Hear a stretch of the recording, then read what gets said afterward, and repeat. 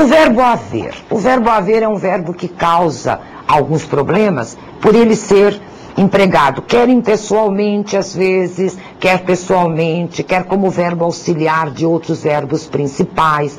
Então precisamos conhecer bem a regência desse verbo.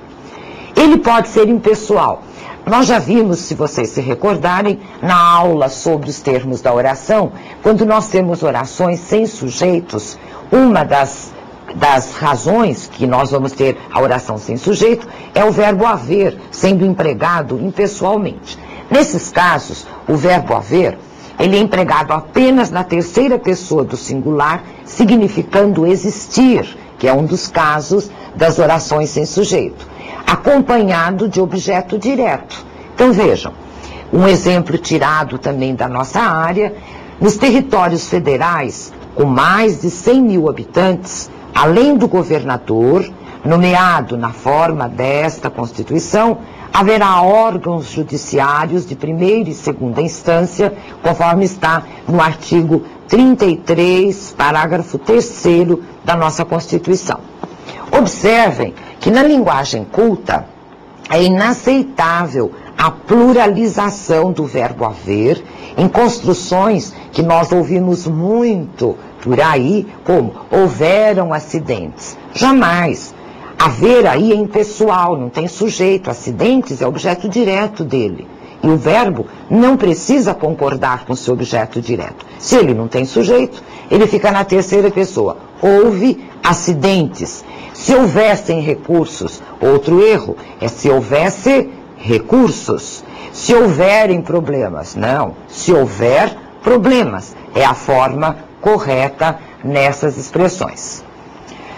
Continuando com o verbo haver, quando ele acompanhado de verbo auxiliar, estar, ter, dever e outros, o verbo auxiliar também se impessoaliza.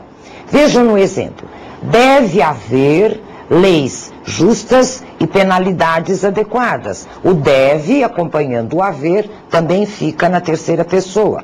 Tinha havido acidentes graves nas estradas. O ter, aí na forma tinha, acompanhando o verbo haver, sempre impessoal, também fica impessoal. Mas o verbo haver também pode ser um verbo pessoal. Aí ele será conjugado em todas as pessoas, concordando, portanto, com o sujeito da oração em que ele estiver. Se ele for auxiliar, com o sentido equivalente do verbo ter, ele vai ser um auxiliar de verbo pessoal. Então ele vai variar da mesma forma que os outros verbos. Veja no exemplo. Eles haviam dito que o inquérito estava concluído. Se nós substituirmos pelo verbo ter, eles tinham dito que o inquérito estava concluído. Ele tem a variação igualzinha aos outros. Outro exemplo.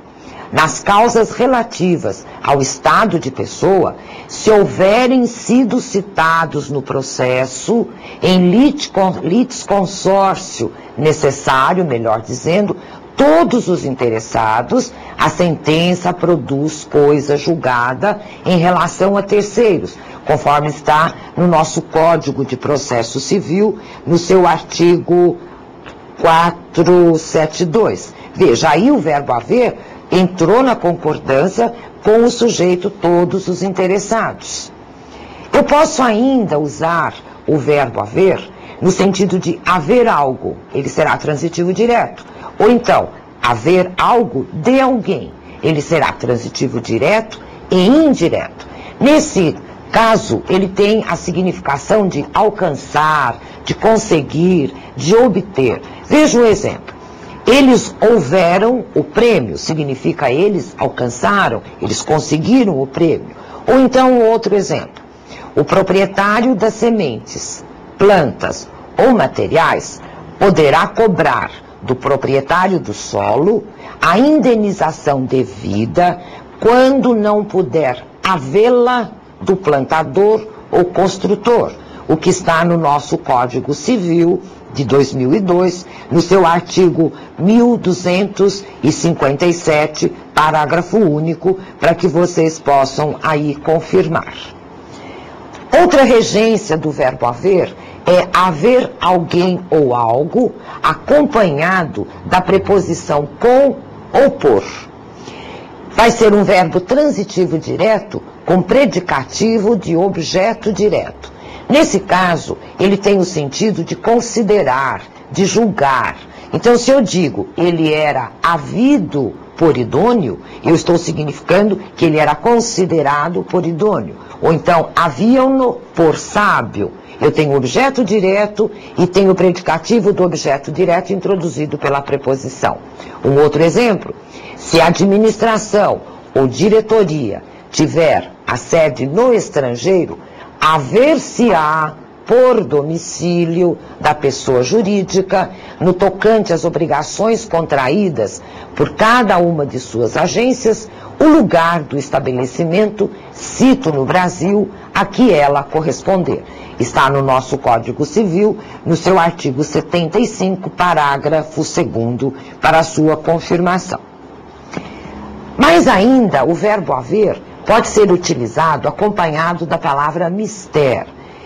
Ele será um verbo transitivo direto, ou então, haver mister de, no sentido de precisar, ter necessidade, será transitivo indireto. Vejam no exemplo, incumbe ao tutor quanto à pessoa do menor reclamar do juiz que providencie como houver por bem, quando o menor haja mister correção.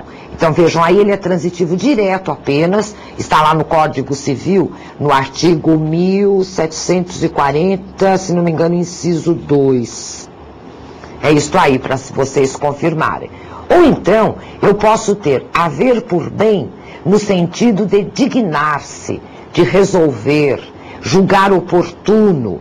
Então vejam, no exemplo, reclamar do juiz que providencie como houver por bem, que é o mesmo exemplo que nós introduzimos, o texto anterior. Mas haver por bem significa resolver, julgar oportuno, é outra regência deste nosso verbo. Não há acompanhado de infinitivo no sentido de não é possível, não cabe. Veja, não há mais infinitivo de algum verbo qualquer. Será no sentido de não ser possível, de não ter cabimento. Então veja um exemplo. Não há falar em direito adquirido contra preceito constitucional. Quer dizer, não cabe, não é possível. Há que acompanhado de infinitivo no sentido de é preciso, é necessário. Um outro exemplo, a que, e eu vou acompanhar de infinitivo. Vejam um exemplo. Num país democrático e liberal, há que respeitar as crenças de cada um. Ele tem esse sentido de necessário, de possível.